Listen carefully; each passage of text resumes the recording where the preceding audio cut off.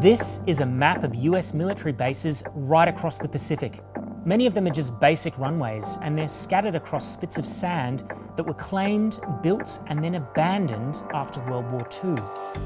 But now, that's changing. The United States is rebuilding its military presence across the Asia-Pacific, right on Australia's doorstep. The US is now spending close to $10 billion as part of its Pacific Deterrence Initiative. It's a move seen to impose strength in an increasingly hostile region. It's already committed more than $600 billion to upgrading RAAF Tyndall Air Base in Australia's Northern Territory, and the investment is paying off. The US used Tyndall Air Base to launch a deadly bombing attack on Houthi rebels in Yemen earlier this year, using long-range stealth B-2 bombers. But closer to China is a tiny speck of land that shows just how much the US is shifting gears. Northwest of Australia is a small island, less than 100 square kilometres. It's in the Pacific Ocean, and it changed the course of World War II and world history, but since then has lain dormant. Now the US is pouring hundreds of millions of dollars to build out military infrastructure here, and it almost wouldn't have happened if not for a Chinese propaganda video. This is the story of Tinian Island and the rapid remilitarization of the Pacific as two global superpowers square off in Australia's backyard. What you're seeing here is not a Hollywood movie. It's a video released by the Chinese military. It's showcasing their Air Force in action. This propaganda video dropped 4 years ago. It's an animation showing China destroying an airfield that looks eerily like a major American airbase on Guam. In the clip, we see advanced Chinese H-6 bombers. They're capable of carrying nuclear weapons. They're carrying out a fictional attack on America's Andersen Air Base. This video was taken very seriously by the US military, so much so that the US government is spending hundreds of millions of dollars to avoid the scenario depicted in this video. It's dusting off derelict air bases not used in more than 80 years.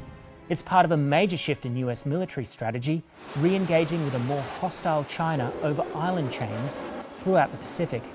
And this once forgotten airfield is at the center of it all. These are the Northern Mariana Islands. They're a protectorate of the United States. Its remote location has made it a globally recognized haven for seabirds. But it's also made it a strategic location for American air power. Tinian is one of its southernmost islands, and it was a linchpin of the US Air Force since it was taken from the Japanese in World War II. And on it sits a massive runway installation. It's so big that the B-29 Superfortress, the heaviest plane in the US Air Fleet, could land there. The island was the staging post for both the Enola Gay and the Bockscar, the bombers that dropped nuclear weapons on the Japanese cities of Hiroshima and Nagasaki in 1945. This base was abandoned in 1947, until now. I think it matters because the United States recognises that China really does militarily have an upper hand here. Because of its role in ending the Second World War, Tinian has a symbolic place in the beginning of what we might call American primacy in the Asia-Pacific. It was the end of the war against Japan that really established the era of American primacy in Asia, which was centred around American naval power. I think the way that the United States is now preparing to use Tinian as a sort of fallback base because of China's growing military might is actually symbolic of a new era in which the United States has lost military and strategic primacy in Asia, and where China and the United States effectively have a balance of power. The US is spending more than $400 million so that it can land powerful military aircraft here. It's part of a US military strategy called Agile Combat Deployment, or ACE for short. ACE is a fancy way of saying that if your main base is attacked, your aircraft can fan out to other smaller bases. This makes it much harder for an attacker to destroy your entire air fleet in a single attack.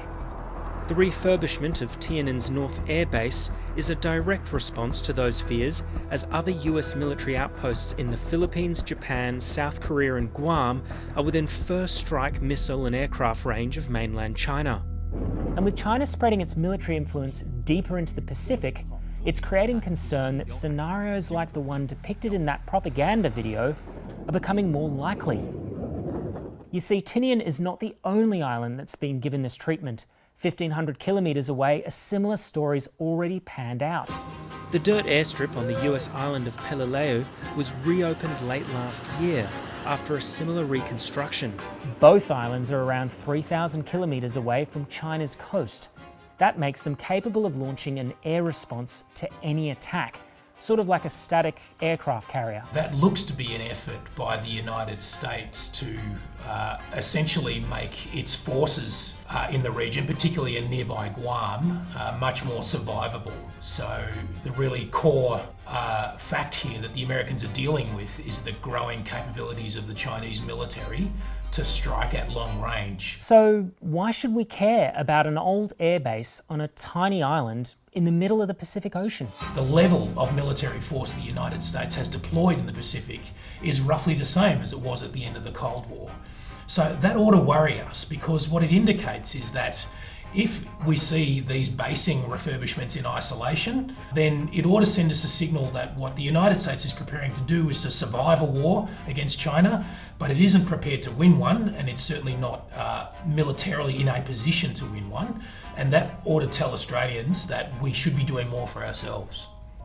These islands will be a key part of the front line in any future conflict between the world's two great superpowers. Throwing hundreds of millions of dollars at a tarmac that's overgrown by jungle shows that the United States is growing increasingly prepared for a war with China in an era marked by global rivalry. But there's hope that the more both sides are prepared for war, the less likely they'll ever be convinced to take that fateful step.